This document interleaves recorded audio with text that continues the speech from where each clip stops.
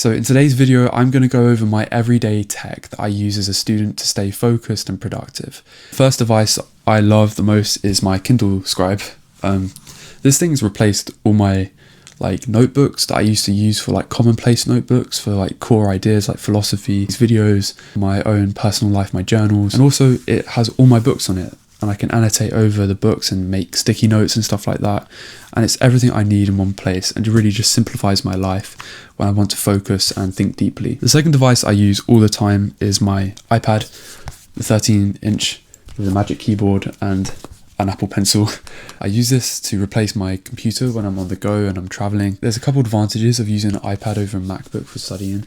I think especially with the Magic Keyboard is it's so much quicker to open up the app, and the apps are better designed. So for example, I use Anki a lot for studying. The iPad really helps me review Anki because you can use a scratch pad function where you can annotate over your flashcards, and I really like the bigger screen for that. It feels like it's such a more intimate process with making your flashcards, and I just love it.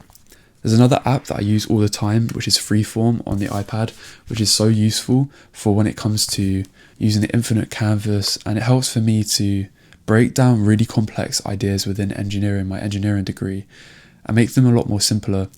And I've found when I've had to learn a lot more information for my engineering degree, I found more utility with mind maps, trying to use less words when it comes to studying and focusing more on linking in information and trying to find out how I can apply it. I also use these two in cohesion when I'm on traveling or trying to focus and study something deeply.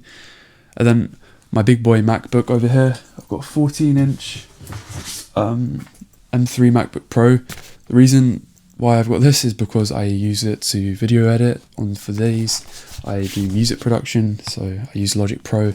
And I bought the bundle for students, which is £200. You get Final Cut Pro, all of the pro apps for the MacBook, which is amazing. I've really got used to editing and doing creative work on here.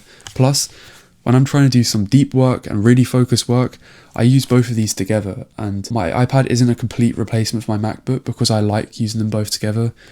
I like using Freeform on my iPad and my MacBook because you can screenshot quicker on your MacBook and you can paste things in to your iPad when you're doing mind maps and stuff like that. Sometimes when I'm editing these videos or I just want more screen real estate, I have them side by side with each other, and I use my iPad as a second monitor, and then I just use my Kindle Scribe as paper, and it just works really well, the cohesion between these three devices, and it just really simplifies my life. And there's one piece of tech I've left out is my iPhone, which I'm filming these videos on, and it does everything I need it to.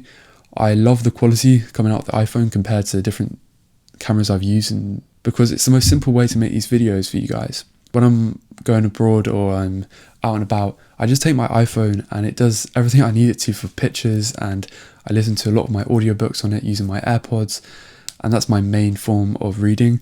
And if I want to do some deep reading, I'll use my Kindle Scribe. Next thing is my Apple Watch, which I use to track all my workouts. I'm going to be doing a marathon in October, and I'm using that a lot at the moment. I use it to track my lifting workouts. I use a timer all the time, a torch when I need to do my business at night, and it's like an alarm clock for me. It wakes me up, and it's such a nicer way to wake up in the morning because it's just like a little ding.